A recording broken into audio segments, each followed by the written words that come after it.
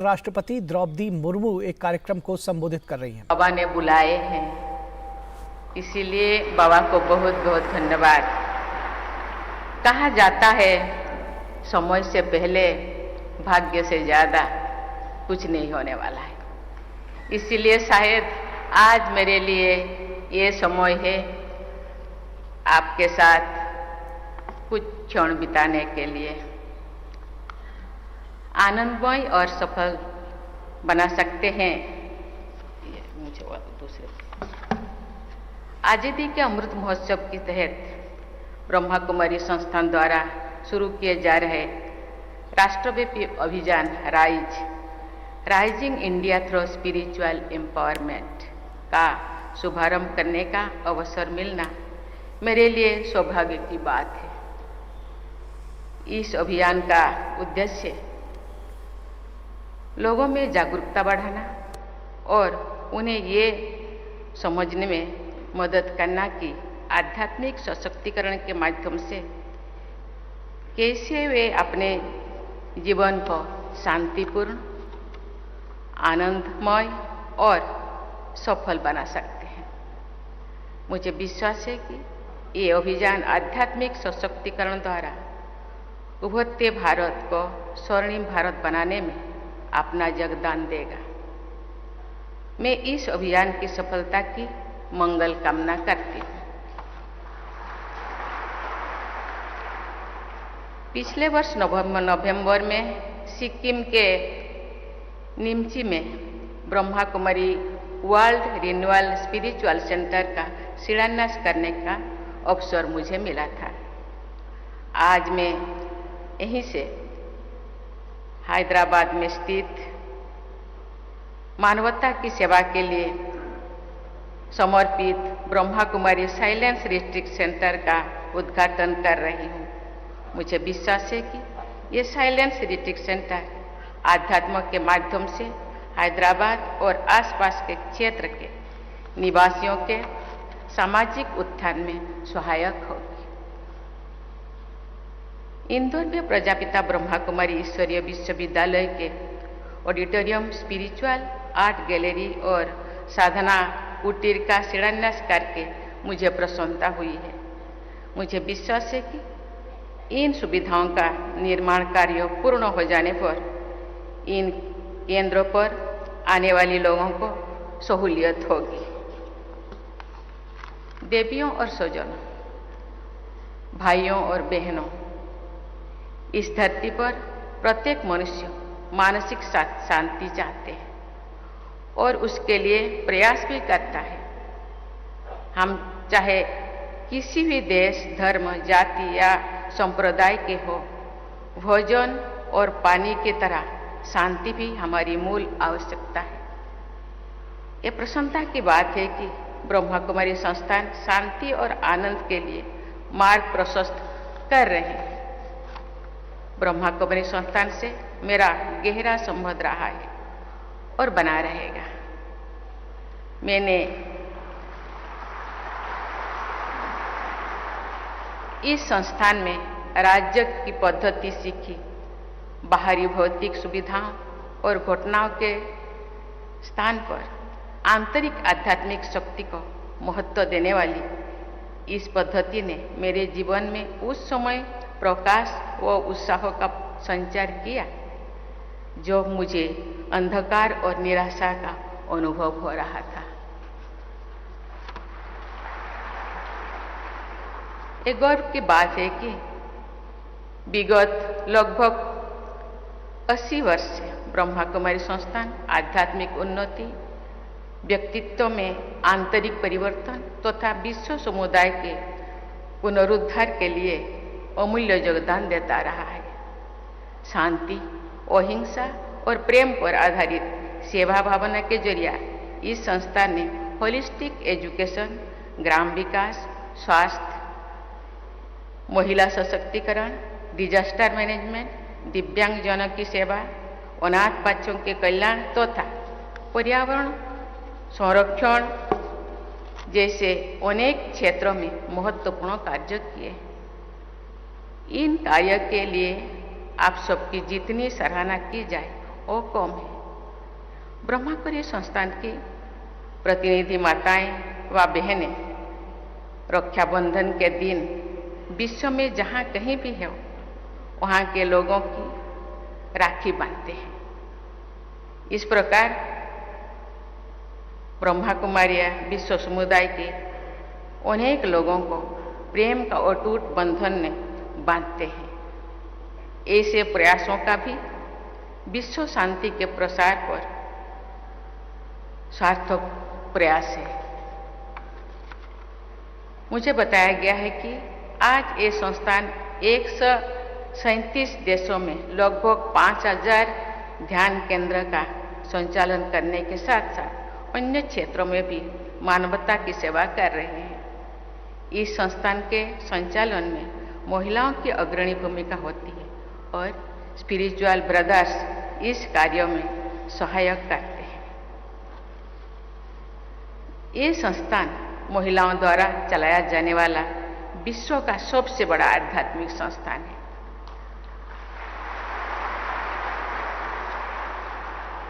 ब्रह्मा कुमारी संस्थान की सफलता ये सिद्ध करती है कि अवसर मिलने पर महिलाएं पुरुषों के बराबर या शायद उनसे भी बेहतर काम कर सकते हैं। परम पूज्य पिता श्री ब्रह्मा बाबा ने जिस सोच के साथ महिलाओं को अग्रणी भूमिका दी, उसी सोच की ओर अधिक आवश्यकता आज के विश्व समुदाय को है। अनेक क्षेत्रों में सफलता प्राप्त करने वाली महिलाओं की कार्यशैली और उनके जीवन मूल्यों को देखकर बहुत से लोगों ने ये विचार व्यक्त करते हैं कि यदि विश्व समुदाय का नेतृत्व महिलाओं द्वारा किया जाए तो ऐसा विश्व शायद अधिक सक्षम, सुरक्षित, शांतिपूर्ण, न्यायपूर्ण और प्रेमपूर्ण होगा। मुझे इस बात की प्रसन्नता है कि ब्रह्मा कुमारी संस्थान ने महिलाओं के सशक्तिकरण तथा उनकी उन्नति में सक्रिय भूमिका निभाई है। ब्रह्मा बाबा का मानना है कि महिलाओं के आध्यात्मिक, सामाजिक और बौद्धिक सशक्तिकरण में ही विश्व का समग्र विकास निहित है। भाइयों और बहनों, मेरा मानना है कि आध्यात्म ही वो प्रकाश पुंज है जो पूरी मानवता को सही राह दिखा सकते हैं। अमृत काल में सन 2047 के स्वर्णिम भारत की ओर आगे बढ़ते हुए हमारे देश को विश्व शांति के लिए विज्ञान और अध्यात्म दोनों का उपयोग करना होगा। हमारा लक्ष्य है कि भारत एक नॉलेज सुपर पावर बने। हमारी आकांक्षा है कि इस नॉलेज का उपयोग सस्टेनेबल डेवलप के लिए हो, सामाजिक सौहार्द के लिए हो, महिलाओं तथा वंचित वर्गों के उत्थान के लिए हो, युवाओं की ऊर्जा के समुचित उपयोग के लिए हो तथा विश्व में स्थायी शांति की स्थापना के लिए हो। भारत इस वर्ष G20 की अध्यक्षता कर रहा है, जिसका थीम है वसुधैव कुटुंबकम, यानी one earth, one family, one future. हमारे देश ने कोरोना की वैश्विक महामारी का सामना करने में भी अनेक देशों की मदद की। इस प्रकार की सेवा और सहायता द्वारा भारत ने विश्व बंधुत्व का प्रभावी उदाहरण प्रस्तुत किया है। विश्व कल्याण का यही भावना गीता में स्थान स्थान पर दिखाई देता है। एक अध्यात्म में, एक अध्याय में भारत में जो युद्ध क्षेत्र में भगवान श्री कृष्ण ने अपने प्रिय भक्तों के लक्षण जब समझाते थे,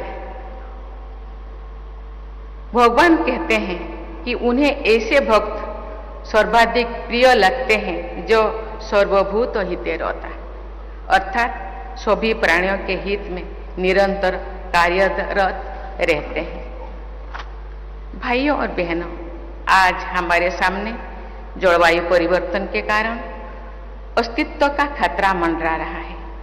कोविड-19 महामारी ने भी जलवायु परिवर्तन के व्यापक प्रभावों का उजागर किया है। पर्यावरण का संरक्षण भी एक तरह से आध्यात्मिक सशक्तिकरण ही है, क्योंकि स्वच्छ और स्वस्थ का वातावरण हमें शांति प्रदान करते हैं। पर्यावरण और आध्यात्मों का ये परस्पर संबंध हमारे लिए नई बात नहीं है। हम सदियों से पेड़ों, पहाड़ों और नदियों की पूजा करते आ रहे हैं। भगवान बुद्ध ने शांति की खोज एक वृक्षों के नीचे ही की थी। अनेक ऋषि मुनि पहाड़ों पर, गुफाओं और कंदराओं में ज्ञान के लिए तप करते रहते थे। अपने जीवन में शांति लाने के लिए हमें पर्यावरण की रक्षा करनी ही होगी। जलवायु परिवर्तन की चुनौती का सामना करने में भारत ने महत्वपूर्ण पहल की है। हमारे देश ने वर्ष 2070 तक नेट जीरो उत्सर्जन वाली अर्थव्यवस्था बनने का लक्ष्य तय किया है। भारत ने green grid initiative one sun one world one grid की पहल भी की है। पर्यावरण संरक्षण से जुड़ी इन संकल्पों ने हमारे देश को अग्रणी और संवेदनशील राष्ट्र के रूप में प्रतिष्ठा प्रदान की है। भाइयों और बहनों, युद्धों और कलह के वातावरण में विश्व समुदाय समाधान के लिए भारत की ओर देख रहा है। अनिश्चितता के इस दौर में अपने राष्ट्रीय हितों की रक्षा करने के साथ साथ भारत विश्व में शांति के अग्रदूत की भूमिका भी निभा रहा है। अपनी संस्कृति और परंपरा के अनुरूप हमारे देश अध्यात्म व नैतिकता पर आधारित विश्व व्यवस्था के निर्माण हेतु सक्रिय है। भगवान बुद्ध, भगवान महावीर, आदि शंकराचार्य, गुरु नानक देव, संत कबीर और महात्मा गांधी की शिक्षाओं ने पूरी विश्व को प्रभावित किया है। ओम शांति का मंत्र अधिकांश भारतवासियों के जीवन का हिस्सा रहा है। आदिकाल से ही हम भारतवासी जल, थल, आकाश, वनस्पति आदि सहित सर्वत्र शांति की प्रार्थना करते रहे। दया और करुणा ही भावना भारतवासियों की जीवन मूल्यों में शामिल रही है। भाई और बहनों, मेरी मंगल कामना है कि माउंट आबू से शुरू हुआ ये राइज अभियान सभी देशवासियों को आध्यात्मिक रूप से सशक्त बनाने में हुए भारत को भी एक सशक्त राष्ट्र बनाने में अपना योगदान दे तथा पूरी मानवता के कल्याण को संबल प्रदान करे। राजयोगी ब्रजमोहन भाई जी ने बहुत बड़ी बात कही। मैं ब्रह्मा बाबा को नमन करती हूँ और धन्यवाद देती हूँ कि महिलाओं को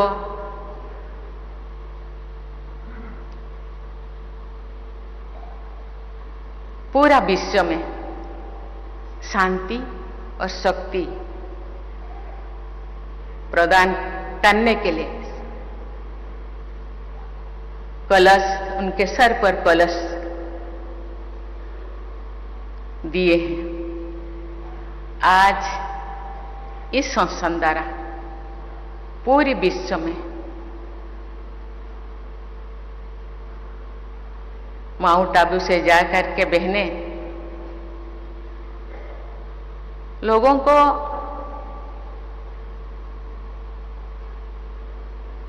के मूल्यों को,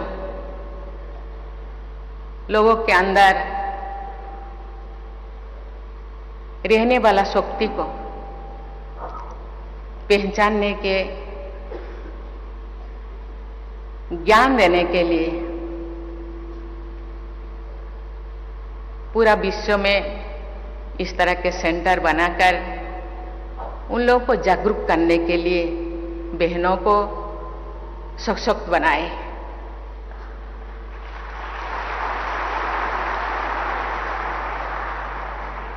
आज मैं समझती हूं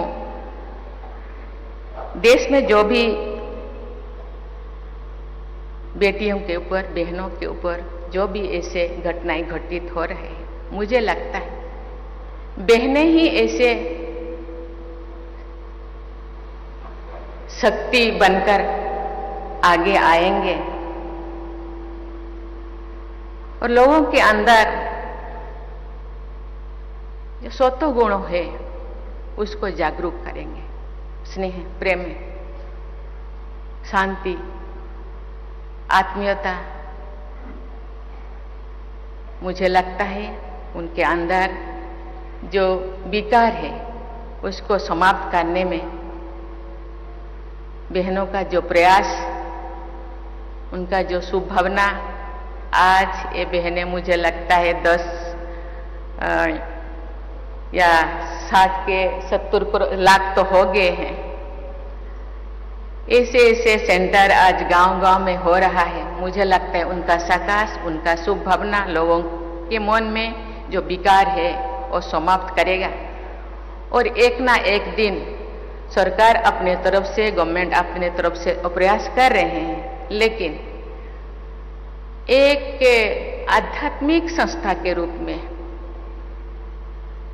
आज केवल ब्रह्मा कुमारी नहीं, बहुत सारे ऐसे संस्थाएं हैं इस दिशा में आगे बढ़ रहे हैं। मुझे लगता है ये वो दिन ज्यादा दूर नहीं, आहिस्ते आहिस्ते लोगों के मन में आध्यात्मिक भाग जागृत हो रहा है। पुराण महाभारत कहीं पे भी हम देखें ऐसे घटनाएं घटित हो रहा था। मुझे लगता है अभी ये कलियुग है, ज्यादा ही हो रहा है। कलियुग का मानसिकता को खत्म करना होगा और सत्य युग को आह्वान करना होगा और इसीलिए हम लोग सबको प्रयास करना होगा और मन में सद्गुण को हम अपनाना होगा और आगे बढ़ना होगा। थैंक यू, धन्यवाद, जय हिंद, ओम शांति। अब सभी से निवेदन है कि सब अपने स्थान पर खड़े हो जाएंगे। तो आप देख रहे थे राजस्थान के